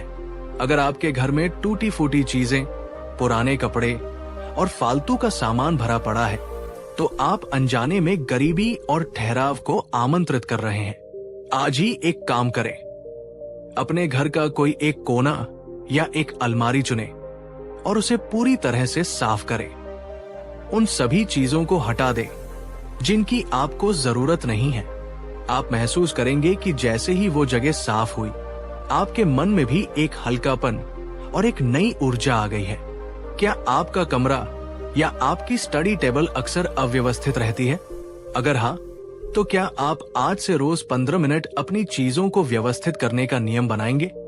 कमेंट में लिखें, स्वच्छता मेरा संकल्प है। बुद्ध की सूची में तीसरी आदत एक ऐसा मानसिक जहर है जो किसी भी घर की खुशियों को दीमक की तरह खा जाता है। ये आदत है जो आपके पास है उसके लिए शुक्रगुजार न होना और हमेशा शिकायत करते रहना। बुद्ध ने कहा था, अकृतज्ञ व्यक्ति दुनिया का सबसे गरीब व्यक्ति है, चाहे उसकी तिजोरी सोने से ही क्यों न भरी हो, और एक कृतज्ञ व्यक्ति दुनिया का सबसे अमीर व्यक्ति है, चाहे उसके पास खाने के लिए एक रोटी ही क्यों न हो। जरा सोचिए उन घरों के बारे में जहां बच्चे शिकायत करते हैं, मुझे नया फोन नहीं मिला। पत्नी शिकायत करती है, आप मुझे कहीं घुमाने नहीं ले जाते। पति शिकायत करता है, तुम दिन भर करती क्या हो। ऐसे घर में हर कोई अभाव की मानसिकता में जी रहा है। हर किसी का ध्यान इस पर है कि क्या नहीं है। और ब्रह्मांड का नियम है, आप जिस चीज पर ध्यान केंद्रित करते हैं वही चीज आपके जीवन में बढ़ती है। अगर आप कमी पर ध्यान देंगे तो आपके जीवन में कमी बढ़ेगी। एक गांव में 2 भाई रहते थे। दोनों बहुत गरीब थे। एक दिन गांव में एक संत आए। पहला भाई संत के पास गया और शिकायत करने लगा, महाराज, भगवान बहुत अन्यायी है। उसने मुझे कुछ नहीं दिया, न अच्छा घर न अच्छा भोजन। मैं क्या करूं? संत ने उसे एक मंत्र दिया और कहा, इसका जाप करो, सब ठीक हो जाएगा। दूसरा भाई संत के पास गया। संत ने उससे पूछा, तुम्हारी क्या समस्या है? उसने मुस्कुराकर कहा, समस्या? कोई समस्या नहीं है महाराज, मैं भगवान का बहुत आभारी हूं। मेरे पास रहने के लिए एक झोपड़ी है, खाने के लिए सूखी रोटी है और काम करने के लिए स्वस्थ शरीर है। मैं तो बस आपका आशीर्वाद लेने आया हूं। संत ने उसे भी वही मंत्र दिया और कहा, इसका जाप करो। 1 साल बाद संत वापस आए। उन्होंने देखा कि पहला भाई जो शिकायत कर रहा था वो अभी भी उतना ही गरीब और दुखी था, लेकिन दूसरा भाई जो कृतज्ञ था उसने एक छोटा सा व्यापार शुरू कर लिया था और उसके घर में अब खुशहाली थी। पहले भाई ने संत से शिकायत की, आपने हम दोनों को एक ही मंत्र दिया, फिर उसके साथ अच्छा और मेरे साथ बुरा क्यों हुआ? संत ने कहा, पुत्र, मंत्र बीज की तरह होता है, उसे उगने के लिए उपजाऊ जमीन चाहिए। तुम्हारी जमीन यानी मन शिकायत और नकारात्मकता से बंजर थी, इसलिए मंत्र का बीज उग नहीं पाया। और तुम्हारे भाई की जमीन यानी मन कृतज्ञता और सकारात्मकता से उपजाऊ थी, इसलिए वहां समृद्धि की फसल उगाई। दोस्तों, कृतज्ञता वो जादुई चाबी है जो समृद्धि के हर दरवाजे को खोल सकती है। जिस घर में सुबह की शुरुआत हे भगवान आज फिर वही मुसीबत से होती है, वो घर कभी तरक्की नहीं कर सकता। और जिस घर में सुबह की शुरुआत हे भगवान एक और सुंदर दिन देने के लिए धन्यवाद से होती है, उस घर में गरीबी कभी आ ही नहीं सकती। क्या आप आज रात सोने से पहले अपने परिवार के साथ बैठकर सिर्फ 5 मिनट के लिए उन 3 चीजों पर बात कर सकते हैं जिनके लिए आप सब एक दूसरे के और जीवन के आभारी हैं? ये छोटा सा अभ्यास आपके घर का माहौल बदल सकता है। कमेंट में लिखें, मैं आभारी हूं।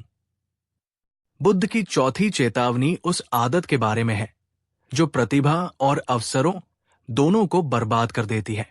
ये आदत है घर के सदस्यों में अनुशासन की कमी और आलस्य का होना। बुद्ध ने कहा था, आलसी व्यक्ति के लिए कोई भी मौसम अच्छा नहीं होता। वो कहता है, आज बहुत गर्मी है, काम नहीं करूंगा। आज बहुत सर्दी है, काम नहीं करूंगा। आज बारिश हो रही है, काम नहीं करूंगा। और इस तरह बहाने बनाते बनाते उसके हाथ से अवसर निकल जाते हैं और वो खाली हाथ रह जाता है।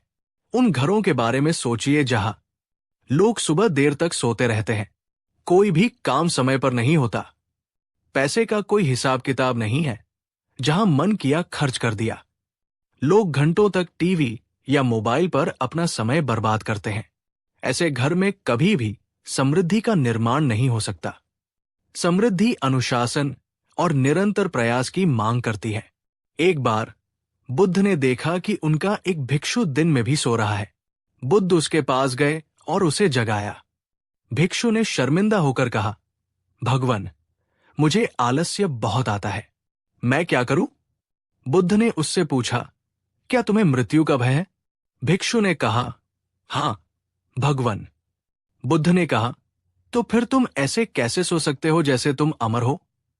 क्या तुम नहीं जानते कि मृत्यु किसी भी क्षण आ सकती है और तुम्हारा ये कीमती मनुष्य जीवन व्यर्थ चला जाएगा? उन्होंने समझाया, आलस्य का सबसे बड़ा कारण है उद्देश्य की कमी। जिस व्यक्ति के जीवन में कोई बड़ा लक्ष्य नहीं होता उसे सुबह बिस्तर से उठने का कोई कारण ही नहीं मिलता। लेकिन जिस व्यक्ति के पास एक जलता हुआ उद्देश्य होता है, उसे नींद भी नहीं आती। बुद्ध ने कहा, जागो, इससे पहले कि बहुत देर हो जाए। तुम्हारे पास सीमित समय और सीमित ऊर्जा है, इसे सोने और आलस्य में मत गवाओ। अपने हर क्षण का उपयोग खुद को और इस दुनिया को बेहतर बनाने में करो। दोस्तों, अनुशासन कोई सजा नहीं है, ये आत्मसम्मान का एक रूप है। जब आप अनुशासित होते हैं तो आप खुद को ये संदेश देते हैं कि मेरे लक्ष्य और मेरा समय कीमती है। जिस घर के बच्चे अनुशासित होते हैं वे पढ़ाई में आगे निकलते हैं। जिस घर के बड़े अनुशासित होते हैं वे अपने करियर में आगे बढ़ते हैं। अनुशासन ही सफलता की सीढ़ी है। आपके घर में अनुशासन का स्तर क्या है? 1 से 10 के पैमाने पर आप अपने परिवार को कितने नंबर देंगे? कमेंट में अपना स्कोर लिखें और सोचें कि इसे कैसे सुधारा जा सकता है। और अब हम आते हैं उस 5वीं और अंतिम आदत पर, जिसे बुद्ध ने सबसे विनाशकारी कहा है। ये आदत है अनैतिक या गलत तरीकों से धन कमाना। बुद्ध ने गृहस्थों को अमीर बनने के लिए प्रोत्साहित किया, लेकिन उन्होंने एक बहुत बड़ी शर्त रखी थी। उन्होंने कहा था, वो धन जो झूठ बोलकर, धोखा देकर, चोरी करके या किसी को कष्ट पहुंचाकर कमाया जाता है, वो धन नहीं बल्कि आग का गोला है। वो आज नहीं तो कल तुम्हारे ही घर को जलाकर राख कर देगा। आज के समाज में ये आदत बहुत आम हो गई है। व्यापार में मिलावट करना, ऑफिस में रिश्वत लेना, दूसरों की जमीन हड़पना, झूठ बोलकर अपना माल बेचना। लोगों को लगता है कि वे होशियार हैं और वे पकड़े नहीं जाएंगे। लेकिन बुद्ध कहते हैं कि कर्म का नियम अटल है। गलत तरीके से कमाया गया धन अपने साथ 3 अभिशाप लेकर आता है। 1, भय, आपको हमेशा डर लगा रहता है कि कहीं मैं पकड़ा न जाऊं। आप शांति से सो नहीं सकते। 2, असंतोष, आपकी लालच कभी खत्म नहीं होती। आपको और ज्यादा चाहिए होता है। 3, विनाश व पैसा बीमारियों में, कौटक चहरी में या आपकी संतान को बर्बाद करने में निकल जाता है।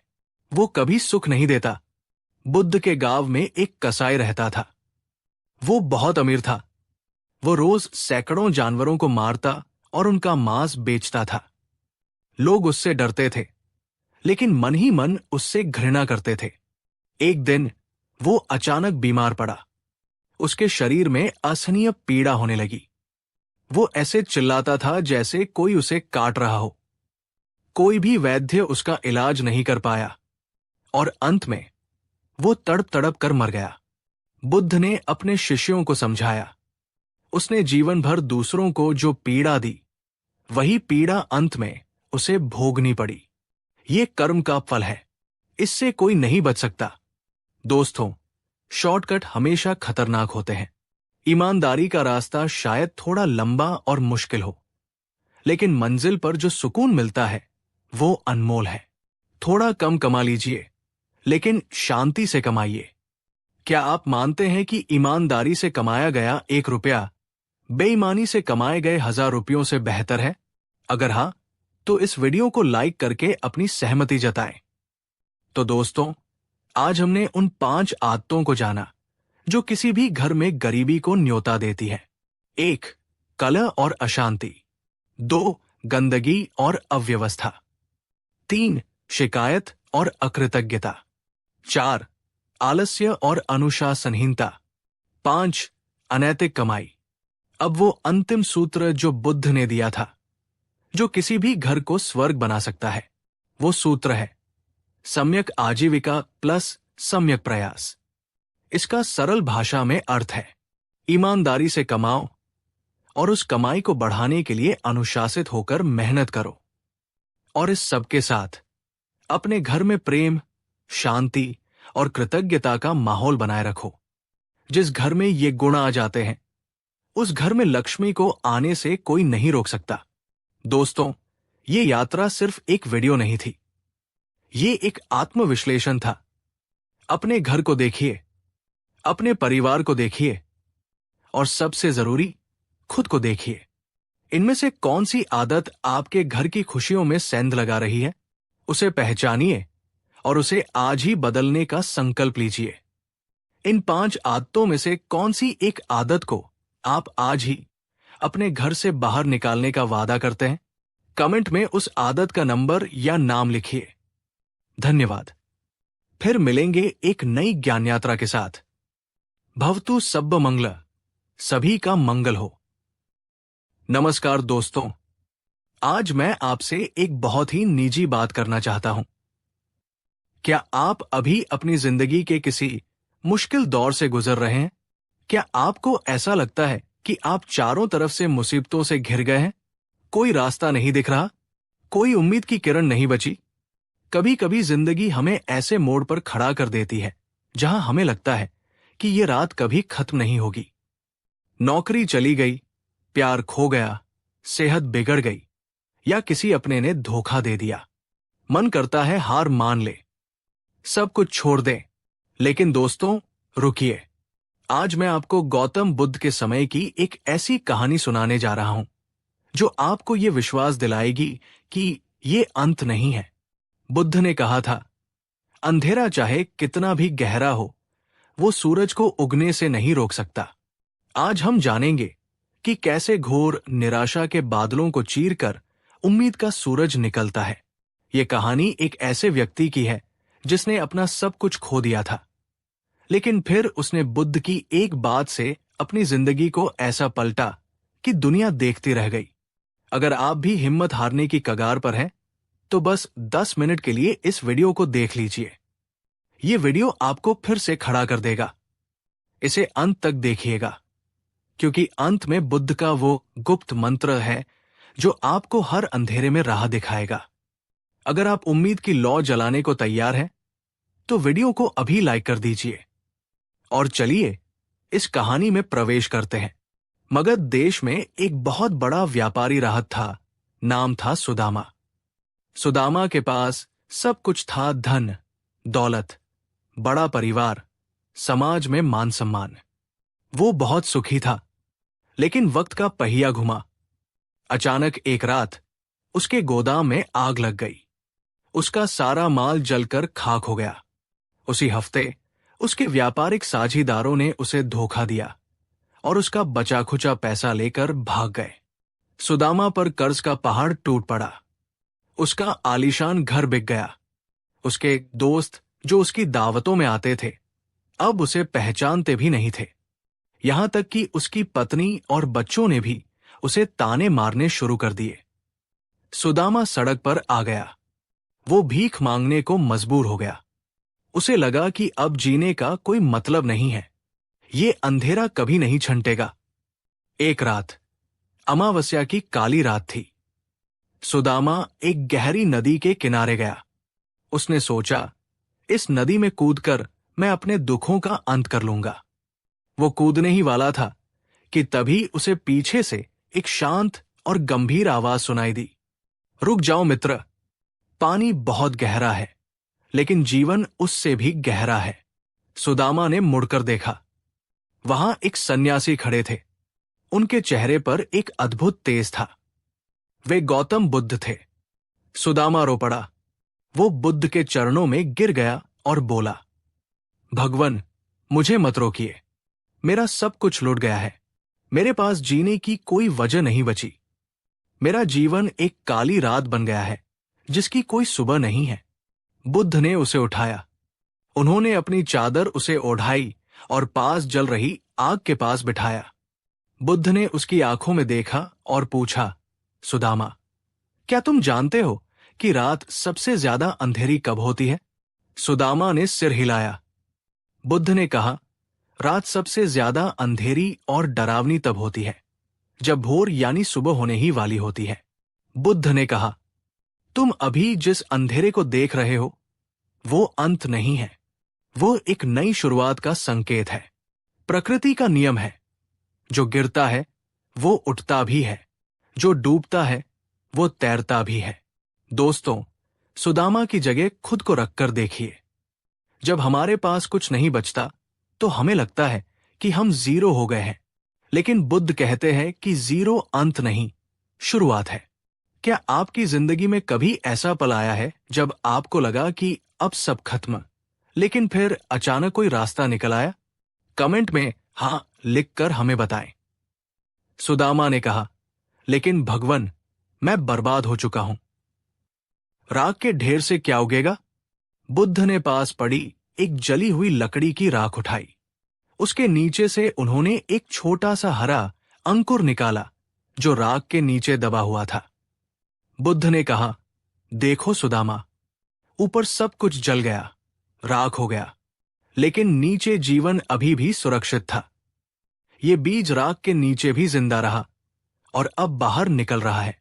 बुद्ध ने समझाया, तुम्हारे धन, मकान और दोस्त, ये सब उस लकड़ी की तरह थे जो जल गए, लेकिन तुम्हारी हिम्मत, तुम्हारी बुद्धि और तुम्हारा अनुभव, ये वो बीज है जिसे कोई आग नहीं जला सकती।